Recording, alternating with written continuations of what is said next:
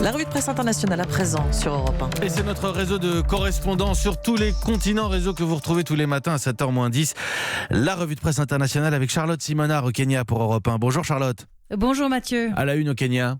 L'université de Nairobi fait les gros titres ce matin, critiquée pour un mémo dans lequel elle accuse des étudiantes victimes de viol d'avoir eu une attitude insouciante. La direction donne quelques conseils aux jeunes filles, ne pas boire d'alcool et limiter ses sorties. Voilà de quoi créer une vive polémique sur les réseaux sociaux, très influent ici au Kenya.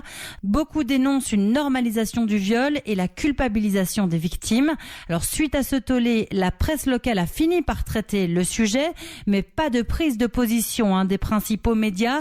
Il faut dire que le viol, bien que puni par la loi, est considéré comme relevant de la sphère privée, un véritable tabou dans cette société très puritaine. Cela explique que seuls 15% des viols sont dénoncés. Ces questions finalement soulevées dans le monde entier, vous l'aurez compris. Merci Charlotte. Hélène Kohl est à Berlin pour Europe 1. Bonjour Hélène.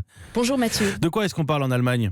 À la une, la Thuringe, qui va connaître une journée à haut risque, nous dit le Süddeutsche Zeitung. Voilà un mois que la région est en crise, sans président, car celui qui avait été élu il y a un mois, souvenez-vous, l'avait été avec le soutien de l'extrême droite. Alors aujourd'hui, nouvel essai, nouveau vote au Parlement. On a trouvé un compromis pour laisser en place le président sortant d'extrême gauche pendant un an, avant de nouvelles élections. Si la droite modérée s'abstient, le compte est bon et l'on peut sauver la face dans cette farce dramatique, estime le magazine Stern. Sauf que lundi, l'extrême droite a annoncé qu'elle aurait elle aussi un candidat et pas n'importe lequel, le leader fasciste de l'AfD locale, Björn Höcke. En plus de ses propres élus, il lui suffit de quelques voix pour bloquer le scrutin et peut-être même s'emparer de la Thuringe. Un scénario envisageable, tranche un politologue dans Focus. Hélène Kohl à Berlin pour Europe 1. Blandine Hugonnet est à Rome. Bonjour Blandine. Bonjour Mathieu. Qu'est-ce qui fait la une en Italie ?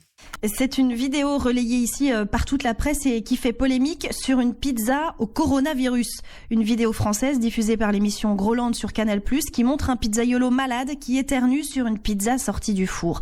Ce sketch écœurant accuse les Italiens de répandre l'épidémie, dénonce Il Giornale. C'est inacceptable, honteux, immonde.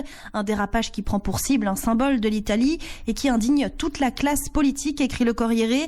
Exaspéré, le ministre des Affaires étrangères a sollicité l'ambassade italienne à Paris pour exiger le respect, surtout dans cette période délicate, explique la Repubblica. L'Italie est le pays le plus touché d'Europe par ce virus. Canal+ a fini par présenter ses excuses pour une séquence de très mauvais goût. La Stampa en conclut, décidément pas toujours facile de comprendre l'ironie de la patrie de Charlie Hebdo. Oui, la patrie de Charlie Hebdo, pas toujours de très bon goût, non, mais Groland, je crois que c'est volontairement de mauvais goût. Après, il faut l'expliquer à l'international, c'est plus compliqué. Merci Blandine Hugonnet, nous étions en Italie, en Allemagne et au Kenya. C'est la revue de presse internationale.